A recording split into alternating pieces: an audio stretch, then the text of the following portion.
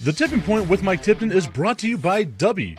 What is Dubby? Dubby is a clean energy drink that is made to give you focus with no crash, jitters, or angst like those other energy drinks have. They also have no maltodextrin fillers and don't use artificial dyes. Dubby contains vitamins, amino acids, a nootropic, and 150 milligrams of caffeine.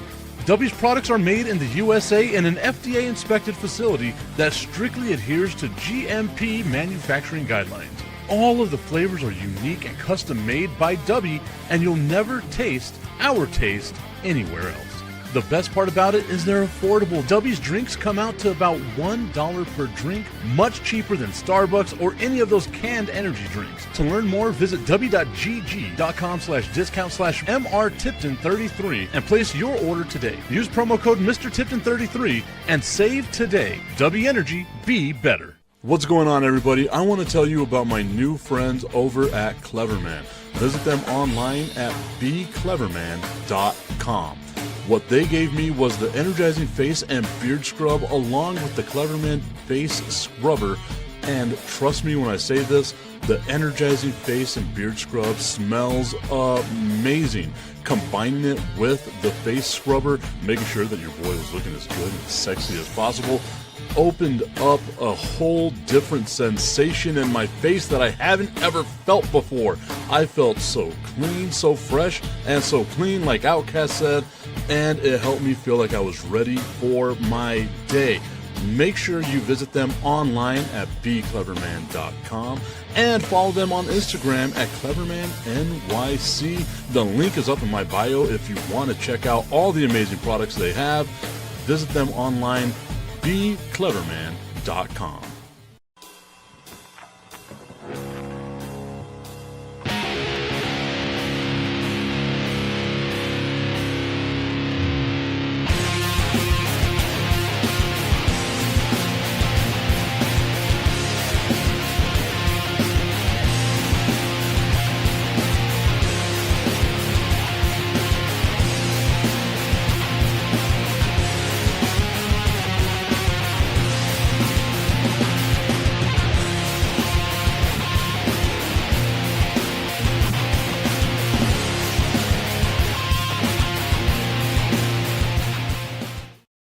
What's going on, everybody? It is a Monday here on the Tipping Point with Mike Tipton, and imagine my surprise.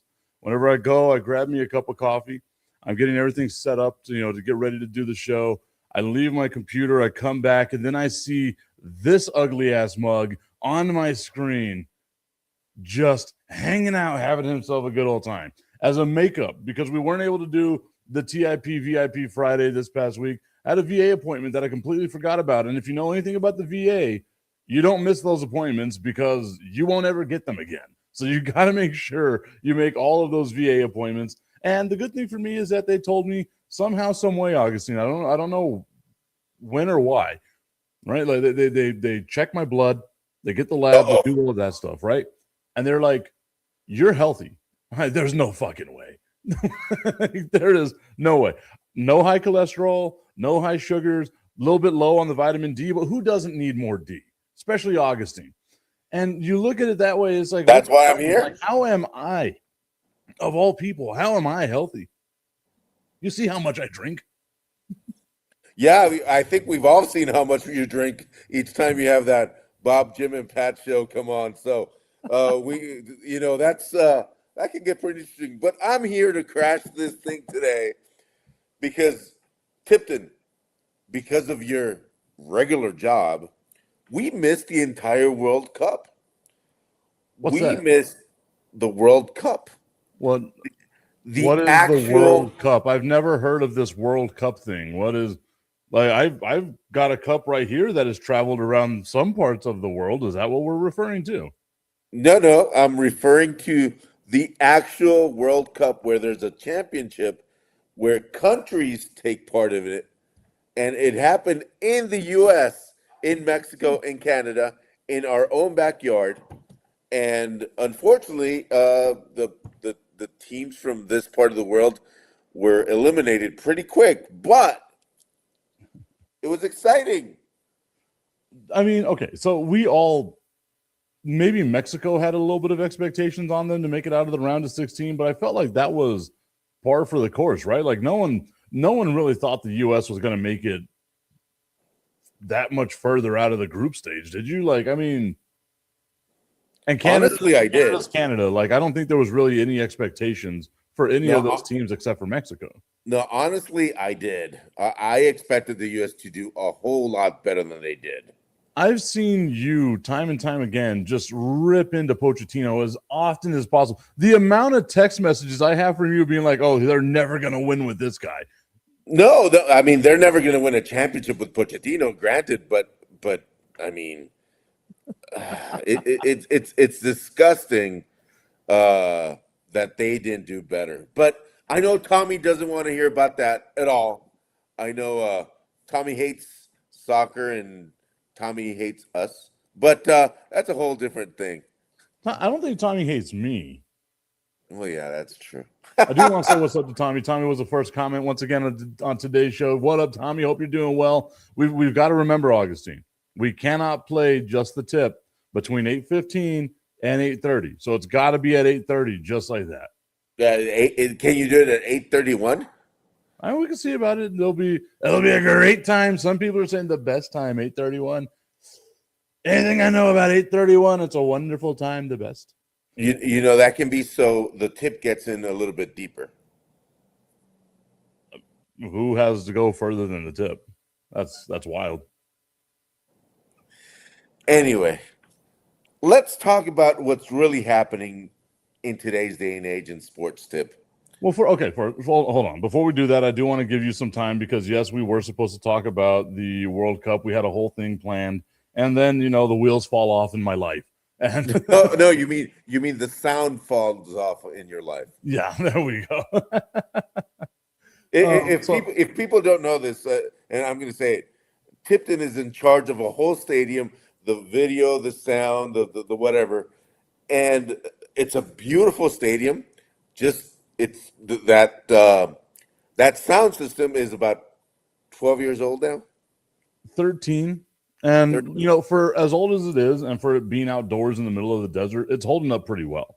But we do have some issues. Luckily, we're going to be doing an upgrade here in the off season, which, again, my off season, no vacation time for your boy. But, hey, it works, man. As long as we get a good product out there for people that people are happy to be at that stadium for, that's all I care about, man. The thing is, people don't understand that this stadium holds 2 professional sports teams. And it's not just baseball, which can be every day, but it's also Tommy's favorite sport, football, that's being played there.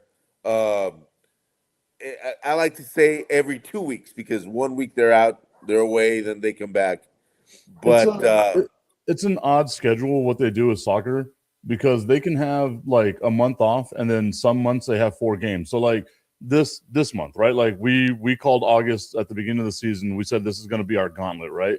We had at the beginning of August a Wednesday soccer game and a Saturday soccer game. And to get the stadium turned around in that short amount of time is a difficult thing to do. At least after Wednesday, you don't have to worry about anything else, right? Like it's ready for Saturday's game.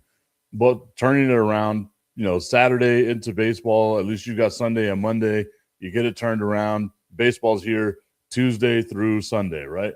But it was the 2 soccer games that first week of August, and then back-to-back homestands for the Chihuahuas, which means 12 games in 13 days, right? So today is my day off. I'm still going to go in. I have to do, payroll, do all the little things like that I've got to do to get through the season, make sure my crew gets paid because that's important. I do those little things, a couple of meetings and stuff like that. I consider it a day off because I get to leave at like 4:30 or so today. Wow, so early. My normal show up at 9 o'clock and leave at 10 o'clock at night. 6 days a week. I mean, this is something that a lot of people don't know about. Yeah, we look at sports and it's the cherry on top, the actual game. People don't understand the whole prep that goes to one game. And this is not MLS and this is not, Major League Baseball. This is a lower division, but people don't understand that people want the same standards. and the same level of comfort, the same level of everything.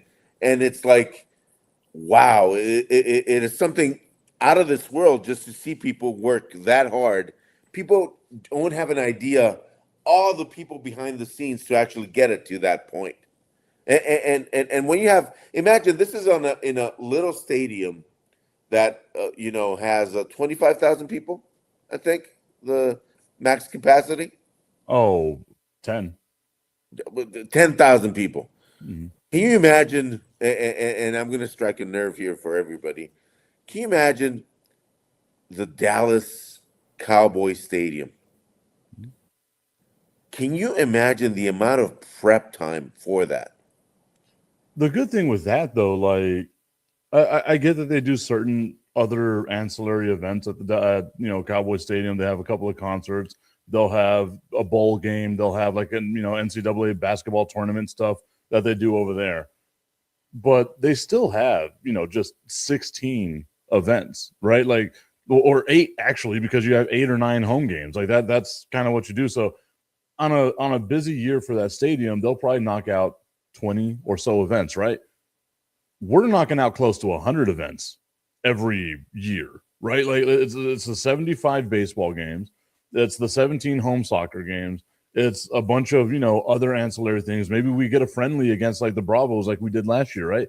Like there's all these other little things like that that go into it, and I love seeing the broadcast, right? Like the build up to the broadcast can be stressful as all hell, but actually seeing it out there, seeing it on TV, knowing that again, maybe it's just me on my high horse right here, right now, right? But El Paso suffers from the whole buddy system, right? Like the good old boy system. You got to be a part of this crew, or you're never getting your foot in the door. I had to break down the door, right? Like I had to beat that some bitch down to get any of the chances that I got. So what we decided to do was we're going to open the door with the Chihuahuas, with the locomotive, and we're going to allow more people to actually live this dream. Because how awesome is it for you to run a camera for a AAA baseball team, right? Like there are 30 of those in the United States, a AAA baseball team, the second highest tier you can go to. Hell, we had an all-star pitcher on our mound on Friday in Joe Musgrove. How cool is that to be able to see and be like a part of some of that stuff, right? And for me, like being able to open that door, have that ability for new people to come in and get a little taste of it, put that on their resume, and hopefully that 10 years from now when they're working for the Yankees or the Red Sox or something like that, they'll be able to look back and be like, you know what, that dude Mike Tipton, he was an asshole, but at least he helped me out a little bit. Well, they got the a-hole part right, but anyway. but yeah, completely And Tommy right. says this: they have 1 million people working for them. I am surprised at the amount of people that. Well, so here at the stadium, and shout out to ownership, shout out to general managers, like all the stuff that we have at the stadium. They have been more than accommodating for the stuff that we need, and for like the crewing and understanding like what the needs are in order to get the broadcast out there. Like to me, it's one of the most amazing things because I never knew what to expect. Right, like this is not the avenue of sports that I chose to begin with. I just happened to be halfway decent at being able to run a couple of small things here and there. But ownership buying in and saying, whatever you need, we got you, is huge, right? Like I don't have to sit back and be like, oh, well, I've got to work this horrible, horrible thing for the next 5 years. Nah, dude, something comes up. Sure, we're out a couple of weeks, but you will never know. You will never know on that broadcast that there's been something wrong that happened. Like that's what the goal is for us. And you're right.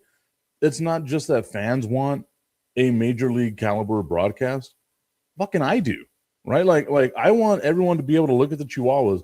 Yesterday we were on the Padres direct TV network, like their major league network, because the Padres had a rain out, right? Like they had like a 2.5 hour rain delay. So the first 7.5 innings of the game were us.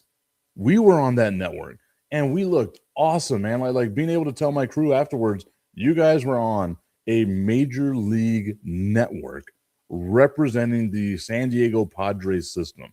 That's awesome, dude. Yeah, that's, and I know a lot of people are probably listening going, yeah, and then you have no idea how much that of a dream come true is for everybody. And then the amount of prep and everything. Like for example, I didn't watch. I mostly listen to Chihuahuas games, as you know, because we have two of the best diamonds in the rough here in El Paso that call professional sports. One is, and you know both of them. Tim Haggerty is absolutely he makes you see the entire diamond. I mean, he with his words and everything, he makes you see the diamond. And then you have an absolute master, and I've said it to his face. I've sent him text messages saying this. Duke Keith is absolutely disgustingly amazing. Oh yeah. And now that he has a brand new partner in somebody that just brings life into everything he does. Honestly, because Brandon Cohn is one of those spirits that just brings happiness to things, and he does. A lot of people may look at Brandon and goes, "Oh well, you whatever." Brandon knows, and he knows what he's talking about, people. So, Duke Keith, and I've said it before, and I've said it again. I'm surprised that a major TV, ESPN or whatever, doesn't come and pick him up. But I'm so happy he's here because we get to learn from one of the best people that to actually call play by play. So I've been very lucky and very blessed in my, radio and sports career to, deal with Tim and to deal with Duke on a regular basis because like a lot of people don't know this, right? Like whenever I first started, it was at KLAQ and Duke was the guy in charge of commercial production. And I studied everything that Duke taught me. And whenever I moved back to El Paso from ESPN, I was in charge of commercial production for iHeartMedia for 77 different markets, right? Like it was me and this weird ass voice voicing all these things for all these different markets, but I would have never learned that without Duke Keith, right? Tim and I've got my, cheesy little championship ring from producing the 125 games one year that I produced when the Chihuahuas won their championship, right? So like Tim is amazing. Duke is amazing. And you're right. Like Tim could easily, and I mean this in the best of ways, Tim could easily be a major league broadcaster if he decided he wanted to be a major league broadcaster. He loves El Paso. He loves the Chihuahuas. We are so lucky and so blessed to have him. It reminds me a lot of like the Don Haskins thing, right? Where Don Haskins could have gone and been a coach anywhere, literally anywhere, especially after winning that championship in 1967. He could have gone anywhere, but he stayed here. And that's what made it so amazing. You have all these amazing talents that wind up staying here in El Paso. And I'm not going to put myself in like that type of level, but the amount of times I've turned down a job to leave El Paso because I want to see amazing things in El Paso has been kind of wild, man. Has been kind of wild. I accidentally hit a button there. Didn't know what button I hit. I genuinely don't know what button I hit. I saw that professionalism right there. The best professionalism in the world. but I'll tell you something, and you don't give yourself the credit you deserve sometimes, Tipton, because you say little old me, and I know you're humble, but you are turning a lot of heads as well, and you know this because you've gotten lots of job offers from other places. So be quiet and don't stay humble, and just tell it like it is. Tell it like it is. I've turned down 2 jobs over like the last month and a half. Yeah, because and let's be clear about that, because Destiny would go, I'm not moving. No, that's not the reason. Surprisingly, like again, we love being here, right? Like this is home. This is growing up in Socorro. I would have never thought that this kid could do the crazy stuff that I've been able to do. But you look at that cost of living in other places, right? Are your kids going to be as happy in other places? Say what you will about El Paso, dude. But just like talking about Duke, just like talking about Tim, right? El Paso is also a diamond in the rough. And like I'll go over to Juarez. I got no problem going over to Juarez. We'll go to like not the Mercado anymore, but like we'll go to some of the places and stuff like that. Go get something to eat. There's a seafood restaurant in Juarez that I want to go check out that I saw on like TikTok and Instagram. So I got to like find this. We got to figure this one out August. I think I know which one it is. Yeah. Well, you better find some time. Like I guess it's also on me. I got to find some time. Hey, hey, I'm doing the show on a Monday. You think I got time? Of course not. My bad. Damn. But Well, yeah, that's man. like you know me, and you hit the nail on the head. I'm not good with compliments, so we're gonna move on from complimenting me. We got some awesome stuff here in El Paso, some amazing things that we're working on. Well, Augustine, I want to talk to you about one of the funniest things that I've seen in recent sports time, and that's what's going on with Jaden Daniels. Have you heard of what's going on with Jaden Daniels? You know, I've heard. I'm preparing for my fantasy league draft because it's it's pretty expensive. And you know the people, Steve Kaplowitz, Matt LeBranch is in there, and so it's all these people and so I have to prepare. I was looking at it's like a soap opera going on. It's worse than a soap. It's like tell people what happened because it's So funny as Jaden that. Daniels' representation, I can't say it's him directly, but his representation is suing Louisiana State University, the school that he went to, the college that he went to, where he became a Heisman Trophy guy and all kinds of stuff, because they gave his number 5 to another student. And he says, my number should be retired. First, I've never seen in my entire, again, I'm 42 years old. I've never seen someone be like, you need to retire my number. You know, if you got to tell people they got to retire your number's not going to be retired, my guy. It's really that simple. But he's suing LSU, and he's been like, no one should ever be able to wear the number 5 ever again because I'm Jaden Daniels and I broke my arm in Washington and I've kind of been a bust over the last couple of years. But whatever, this is neither here nor there. Major League Baseball, because they're the only thing going on in the world right now, has been having a field day with this dude. So like the New York Mets the other day, the final score was 4-1. And the Mets were like, we stopped at 4 out of respect to Jaden Daniels.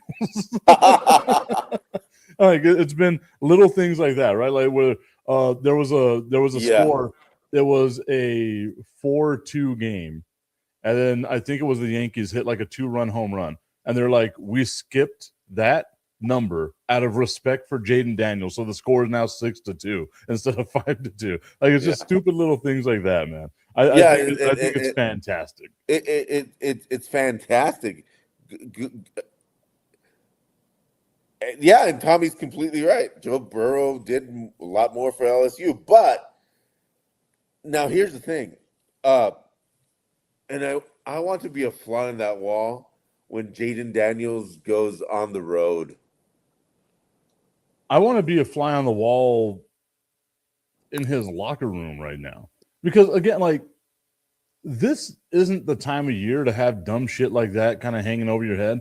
If there's ever a time of the year, which I don't think there is, but if there's ever a time of the year to do something like that in the NFL, dude, that's a February, March ass thing if I've ever fucking seen one. So that way, no one really cares about what's happening, right? We're all just like, we just had sex with the NFL. We're covered in all kinds of shame glaze. It's just the Super Bowl ended, right? So like it was the highest climax we could possibly have. We're on that come down, man. Anything can happen. I'm going to sleep. That's the way it feels, right? Tommy, lower the volume, He's got his please, kid for in the your car. kids. Tommy, lower the volume. His kids are in the car, Tipton. We're post-coital, like it's all kinds of stuff, right?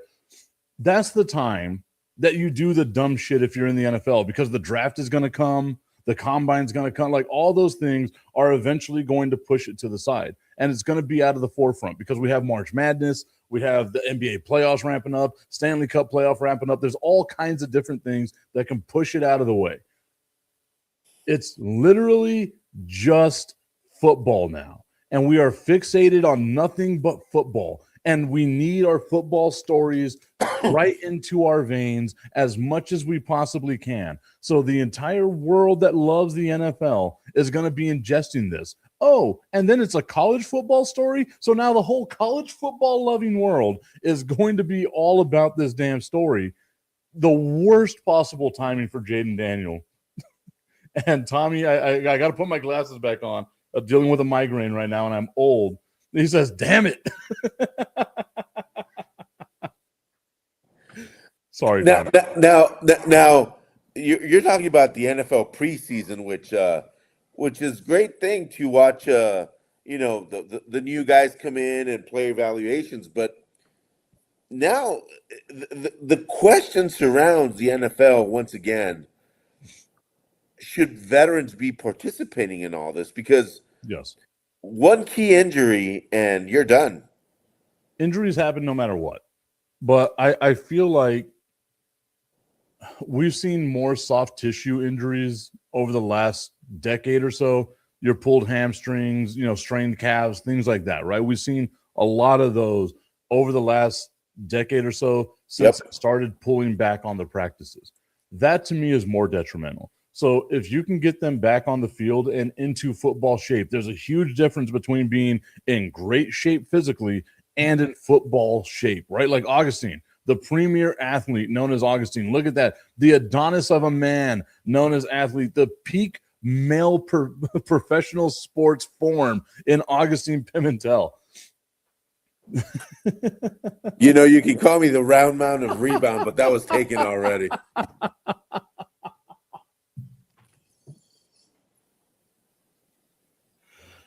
Oh, Tommy, I'm sorry. No, he's not, Tommy. No, he's not. See, I love using words like that because my kids aren't at that age where they ask, what does that word mean? But I've also used big words that I know they can't spell or that they can't, say as a way of like circumventing their mind, right? Like I can get around a conversation that's more adult themed because they don't know what the hell I'm talking about. I'm worried about this now as Jericho enters high school, that whenever I say specific words, I'm going to get the side eye like, wait.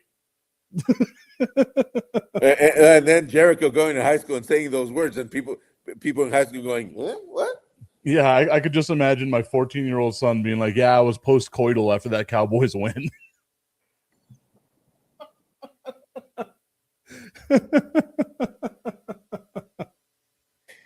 Oh, God, that would be amazing. I can just picture the teachers now. Yeah, the phone calls I'm going to get. What high school is this? I'm not going to say what high school my son's going to. Not on this thing. Well, it's a local high school. Well, obviously, yes. Now it's hard for me to say because it's a rival of the high school that I went to, but it offers a better program for what he's going for. He is now a Montwood Ram. Really? Yes. Ooh, how is it? He's in their synergy program. It's a fucking phenomenal program. He's busted his ass in school over the last, I guess, 8 grades, right? He's done a great job. They've even offered him this what is it, EF tours, the European family tours and stuff like that. European family. So we're thinking of doing that. Hopefully, it would be like for him it'd be an awesome experience. It's just going to be difficult for me with like my schedule and stuff. So more than likely just be because your summers are pretty much taken over. Yeah, and even my winter. Like I don't really get an off season. You got a lot of upgrades to do. Here's the thing. I want to see you in a Montwood Rams t-shirt. I support the Montwood Rams. They had like all these parent meetings, right? And the last time I walked into that school was like playing basketball. And I dropped like 15 points and 10 rebounds on them, right? And we lost because we lose all the time. But I got mine, right? And I just remember like walking in there and being like, this feels gross. And I'm like, I'm 25 years removed from high school, man. I shouldn't have these feelings. So I'm trying to, absolve myself of it, washing myself in an SOS pad, like getting the stank off me, right? Like I just got to do that because I got to support my kid. But they told us in these parent meetings, we need you to join our parent alumni association. And I was like, I don't know how this is going to go, guys. Like I've been, but it got me off my ass to start an alumni association at Socorro High School. I've been wanting to over the last couple of years. So you know what? I'm going to find the time this off season. We are going to create an alumni association, like a real alumni association at Socorro High School. I'm Well, not it's all president of it. they're all at the annex in the El Paso downtown jail, so that won't be hard to find them. I know exactly where they are and where they're going. It's going to be a great place for them to go. Everyone loves it. Oh, that sounded exactly like. Hey, be quiet, or I'm going to take your visa away. So anyway, Hey, whoa. I can't wait for the day that someone's like, we're going to take away your passport because you're Puerto Rican. And I'll be like, well, I don't think it works that way. But you know what? If you're going to take something from me, if you're going to take anything from me, it should be just the tip. I just want to put the tip in. It's time for Just the tip. That would make me uncomfortable. Promise that it ain't too much, but just enough. Just a tip. Just a tip. Just the tip. Just the tip. It's time for Just the Tip.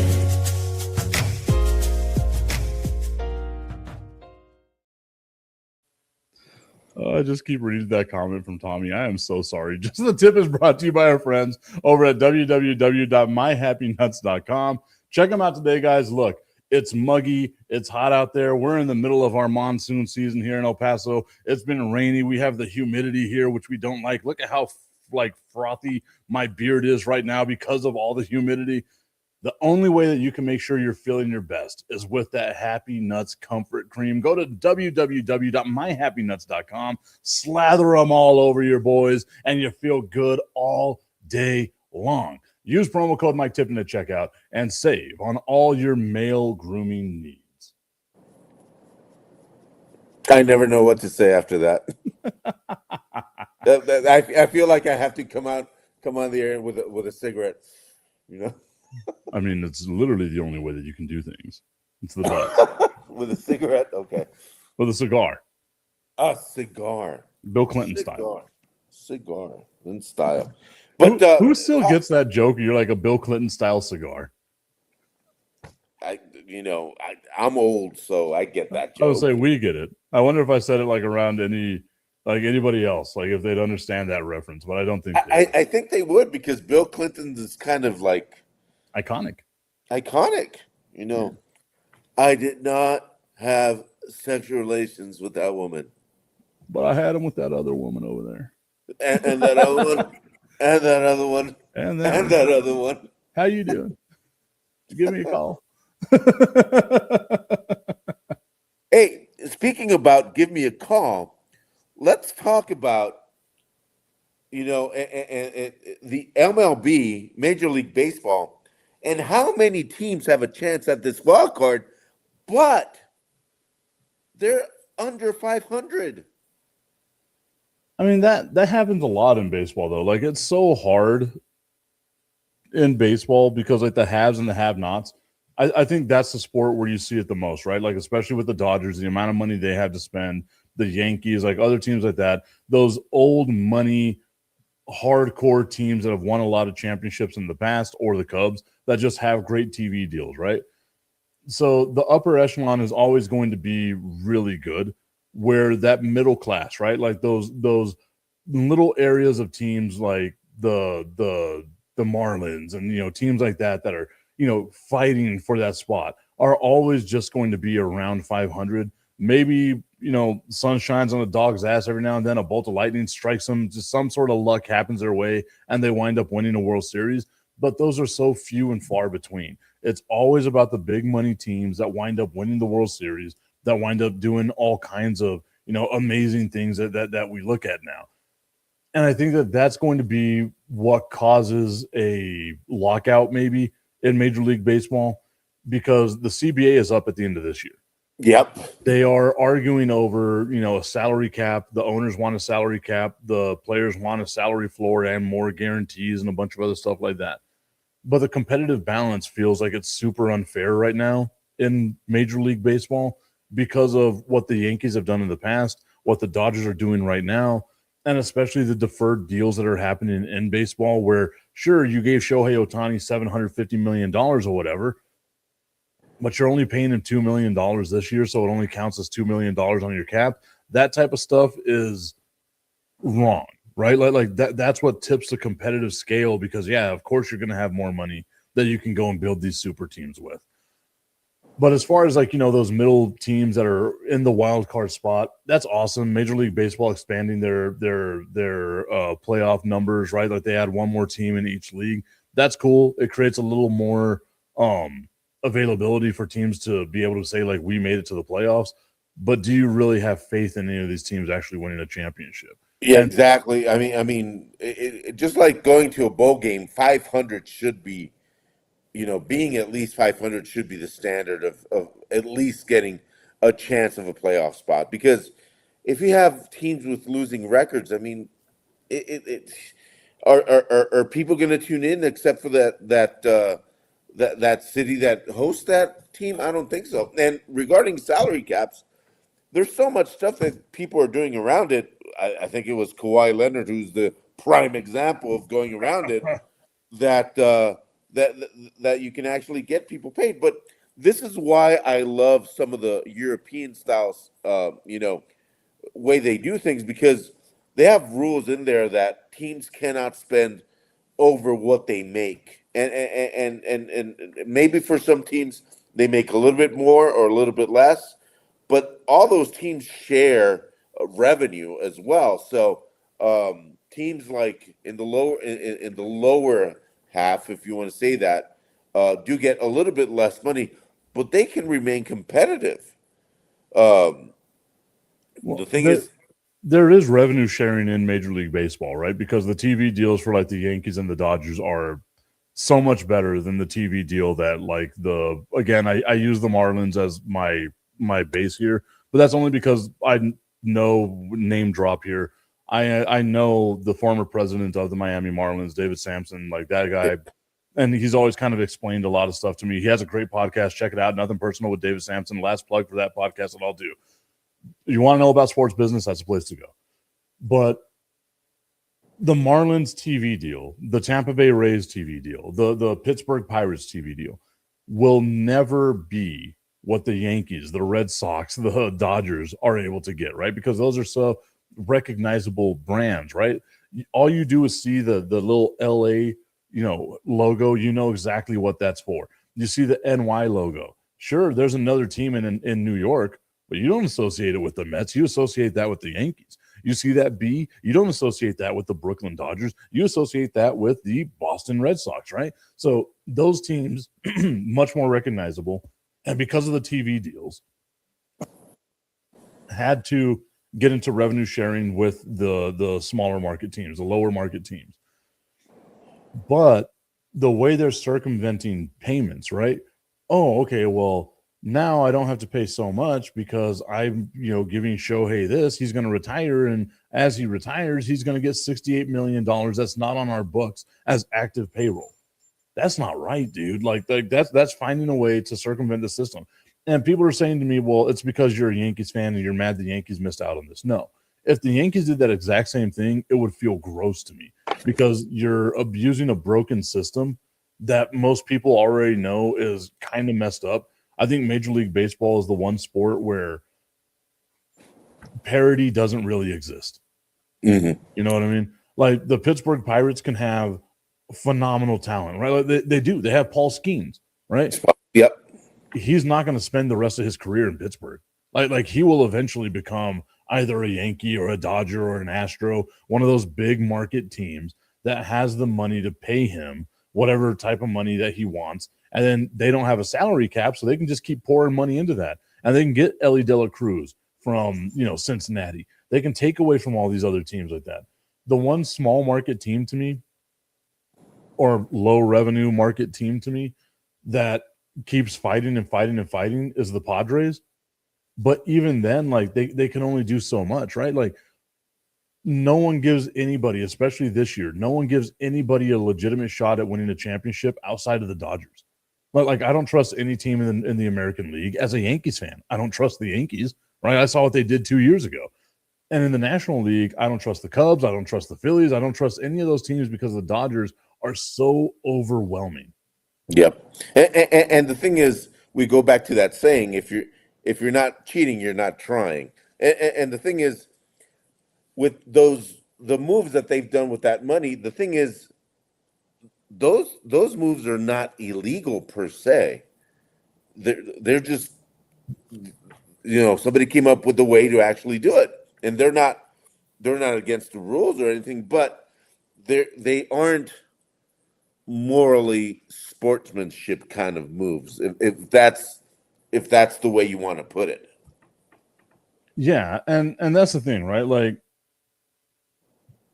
and it sounds weird coming from me because I am the guy, like, you don't like it, stop it, right? Whenever Shaq was his most dominant, all he does is post up and dunk on you. Well, shit, you don't want him to post up and dunk on you, find a way to stop it. Because if I was really good at posting up and dunking, I would be doing it all day. Oh, Steph Curry can only shoot threes. Yeah, stop it. Like if you know that's all he can do, try to find a way to stop it, because he can do much more than that, right? Like, I'm that kind of guy. If I'm pretty, stop it. Yeah. But when the competitive balance is shifted that much, it's hard to say, okay, find a way to stop it.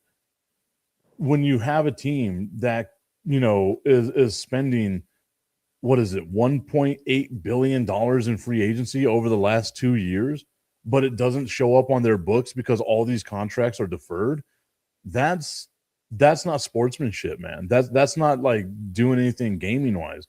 Sure, you're bending the rules and every other team could probably do the same, but can Miami do that? Can Tampa Bay do that? Can Kansas City do that? And the answer to that is no, right? Like they don't know whether or not their TV contract is going to be solvent or not in the next 10 years. Yeah. Right? The Yankees, sure, of course, they're the Yankees, right? One of the most valuable franchises in sports. They got money all day long. Imagine if the NFL had this type of model that Major League Baseball has. You want to go toe-to-toe and spending money with Jerry Jones and his crazy ass? No, right? They put in that salary cap to protect the fucking league from Jerry Jones being maniacal. They have to do that with Major League Baseball. Well, and you're talking about, an owner that has, the Cowboys, on the field, they've stunk it up for a while. But off the field, hey, they're doing amazing. But you bridged to another completely different part, which is ownership. What do you think about Bob Iger and Joshua Kushner in a $12.5 billion deal to buy the Lakers? In a franchise that last year was worth, I think, $10 billion, a measly $10 billion. So that's the wild thing about it, right? Is like in the last 3 years, we've seen the Lakers be sold twice. That's insanity to me. But I mean, but when you have names like Bob Iger, now buying the Lakers, and you have Jeff Bezos trying to get into sports. I don't know if you know this, but Jeff Bezos and a small consortium now own 30% of Liverpool for about $2 billion. Mm-hmm. So Tommy reminding us that the Dallas Cowboys are evaluated at $15 billion, which again is fucking wild to me. But how much did Jerry buy the Cowboys for? $230 million. That is one hell of an ROI, my guy. Yeah, FSG, which owns Boston, Liverpool. FSG bought Liverpool for, I think, $300 million, and now Liverpool is worth, I think, $7.5 billion. Well, so again, the money in sports is astronomical, and it always will be, because sports is, again, there's only one thing keeping TV alive, right? And it's the thing that's playing behind me right now in like live sports. It's the only thing that you say, I have to watch this at this specific time because we have the fear of missing out thing, right? Like FOMO. We have that with our favorite sports team, with any sports that we actually care about. It's the only thing that does that. So the money in sports is always going to be there. It's always going to be churning. It's always going to do all that stuff. Once again, psychologically fills a void for other things, necessities, all that good stuff, right? But when you look at the LA Lakers and you see the fact that they got sold twice over the last 3 years for, once again, what was it? It was 10.4 or something like that to now 12. It feels like it's a slippery slope. And it feels gross because of the name Kushner being associated with it, right? And what that kind of translates to as well, and how the wealth has been kind of moving one-sided. Bob Iger, for those that don't know, Bob Iger, former CEO of Disney, right? Like he was the guy at Disney for so long. As a matter of fact, it was so cool because, my very first check that I got from ESPN was a paper check as Bob Iger's signature. That was great. Hey, do you have a picture of that? I mean, that would be. I've got to have it somewhere. I know I put it in a frame. It's probably in storage, but I did put it in a frame. Like it was great to see that, dude. Like a paper check from Disney was awesome to see, right? Because again, people that don't know, ESPN owned by Disney. But oh boy, you didn't know that, Augustine? Hey, no wonder everybody's voice is like this at ESPN now. That's why I had to leave. My voice was too deep, man. I couldn't stay that long. Like you either sound like me or you get out of here, guy. I'm sorry, Mickey. but it makes me wonder if this is going to be like a slippery slope where we wind up seeing these franchises be passed around, for lack of a better term, to the highest bidder after a couple of years, right? And whenever you can have a franchise as storied as the LA Lakers being sold twice in 3 years, it's not a good feeling, man, because that should be something that these, companies and stuff hold on to, because that means something to so many people. The more they move it around, the more it gets passed around like that. I look at it like a car, right? You have a one owner car and you try to resell it. Okay, that's cool. You probably get X amount of money for it because there's one owner. Whenever you got like 4 or 5 owners for that car, it doesn't hold its value at all, right? That could be what happens eventually with these sports franchises, but it's hard to say that because, again, the money machine just keeps churning. Yeah, and the thing is, we're stepping. Drunk me. Hi, everybody. Drunk Mickey here. But Tipton, the thing is, with sports, we're getting to that time where sports is available to everybody, but the same ones win. And this is a great example of, and Tommy, I apologize with this, but this is a great soccer example. We had one of the biggest World Cups with 64 teams, but the last 4 were the same as in every year. So when you got that availability of money and talent, it may be available to everybody. Everybody can hit a ball with a bat, but I can hit it better than you. And I've got more trainers than you, and I've got more people than you, and more people are watching me. So it's that kind of thing where there was a saying in the 80s when Italy was a major powerhouse in world football. They said, everybody plays, but Italy always wins. Now that has changed. Everybody plays, but it's the same 4 that always win. Yeah. And even whenever you look at the whole college football playoff, right? The 2 teams that were in the final that wound up, fighting for the championship, Miami and Indiana, those came from the bigger conferences.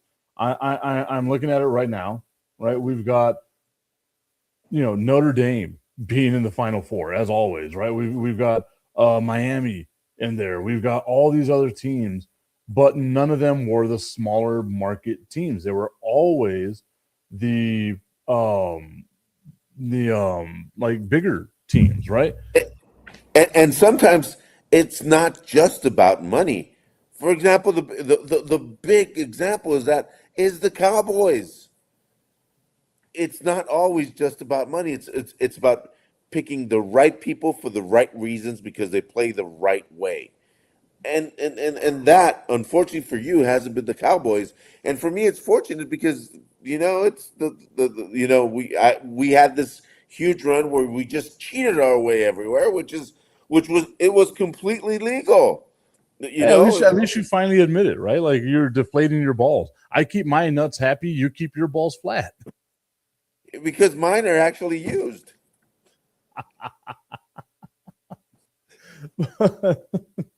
Well, okay, so And we love recording other people too. What's that about? I mean, voyeurism is okay, man. A lot of people are into voyeurism. Not me, but you Butt do your balls and thing. recording. Yes, that's what we love. I just picture the Patriots in the hotel room, but just hanging out in the cuck chair. Like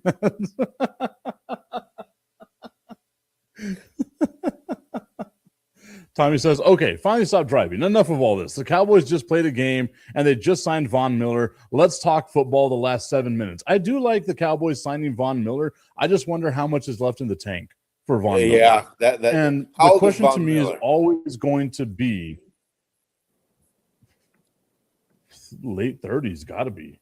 Yeah, he's got it. Let me check. I can pull it up here. 37 years old. 37.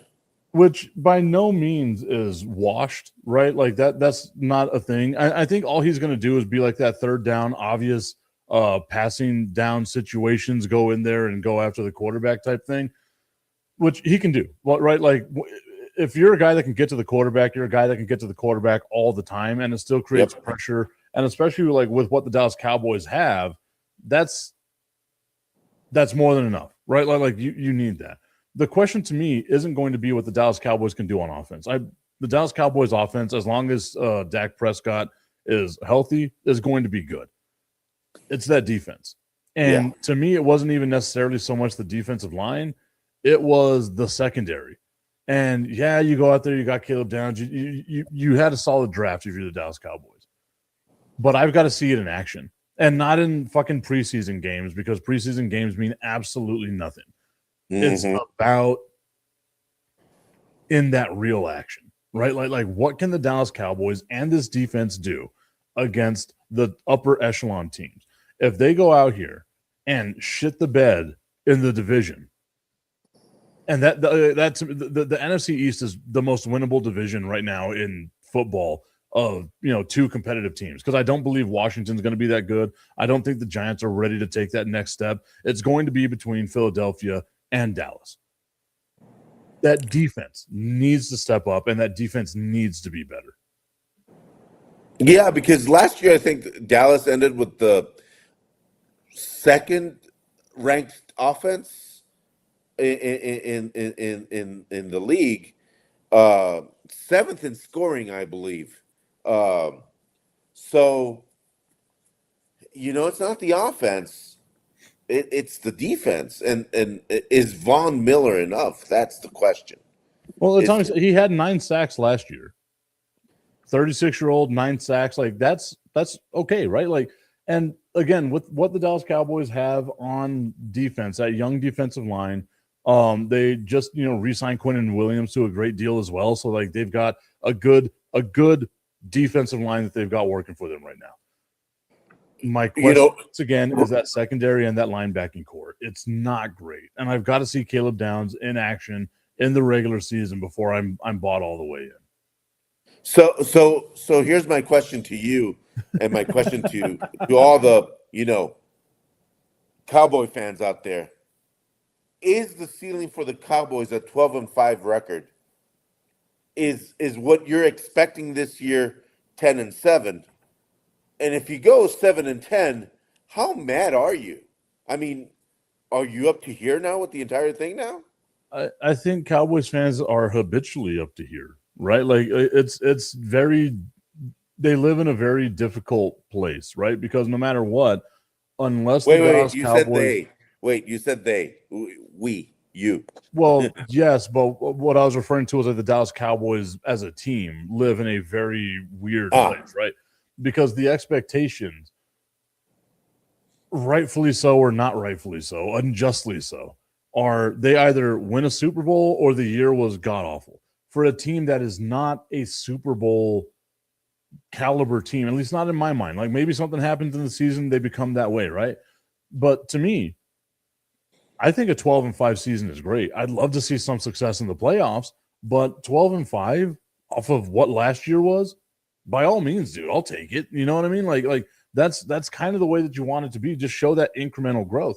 But because other people have their thoughts on the Dallas Cowboys, it's going to be, oh, well, they have to win the Super Bowl or it was a bad year no matter what. Dak Prescott can have 50 touchdown passes. He can throw for 5,000 yards, 10 interceptions. The defense can be top ranked. They can just have a bad game in the NFC Championship game, and it'll be like, oh, God, same old Cowboys as always. Like that's the weird purgatory that they live in.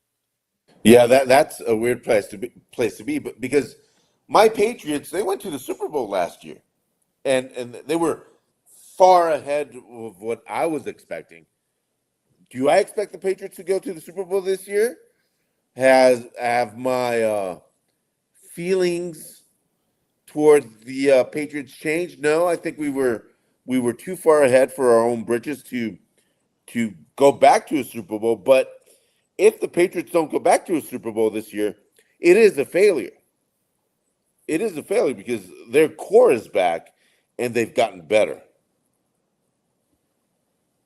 That's so hard for me to say that it'll be a failure for them to not make the Super Bowl. I understand where you're coming from with that one, but they caught lightning in a bottle, dude. Like they genuinely did. They got the Broncos at the best time to get the Broncos. They got they missed getting the Bills. They had the Texans in a weather game that really helped them out. They caught lightning in a bottle. They were very lucky, and I know in sports it sucks to say like, oh, they got the luck of the draw or whatever. I don't think the expectation for them should be Super Bowl winning or not.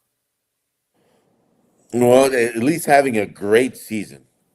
Snowman Multimedia saying, hey, Snowman, checking in. What's up, Snowman? Hope you're having yourself a great day, sir. Lawrence Sims over on LinkedIn saying, what's up, Mike? Every year is the Cowboys' year, according to their fans. LOL.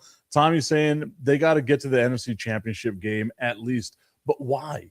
Right? Like, based off of what you saw from this team last year, have they done enough for you to justify being like, you know what? They're one of the 4 best teams in the NFL. And I genuinely don't think they are. And you can see all the crap around me. I am a Dallas Cowboys fan. That is not a team that I believe is one of the 4 best teams in the NFL. They could be, right? Like the sun shines on the dog's ass. We talk about it all the time. Something can happen here where they catch lightning in a bottle. They become like the Patriots, right? But in actuality, are they better than the Rams? No. Are they better than Philadelphia? It's yet to be seen. Are they better than, the Seattle Seahawks? Maybe, but do you really want to put your money on that? And then think about this. There's the other caveat there, right? The San Francisco 49ers were still a playoff team despite 1,000 damn injuries last year. They were still a really damn good team. If that team is healthy, are the Cowboys better than the 49ers? Do you know how much it pains me to even ask that question? Right? Like, are they better than that? And then on the AFC side, do you genuinely believe that the Patriots are better than the Buffalo Bills if the Bills are healthy? Yeah, but the Buffalo Bills have something mental now going on with them. It's they have so much talent. It's now mental for the Buffalo Bills. Allen is an amazing quarterback, but I think it's mental now with him. He can't get over that hump.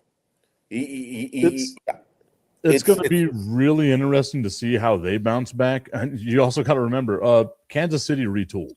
Let's remember that. Kansas City, they're going to be coming back. But the biggest question I think is going to have to be answered is, how do the Buffalo Bills bounce back after they had everything lined up perfectly for them? They had a Super Bowl appearance on a silver platter handed to them, and they dropped it, right? That was the easiest route that the Buffalo Bills were ever going to have to get to a Super Bowl, and they shit the bed. They Des Bryant did it. Yeah, oh, God. Why do you have to say that, you jerk? Tommy is saying they very much can be if they have a middle-of-the-pack defense at least. They'll have championship aspirations. You know me, man. Every year that I've ever done this, I think that every team should have championship aspirations leading into the beginning of the season.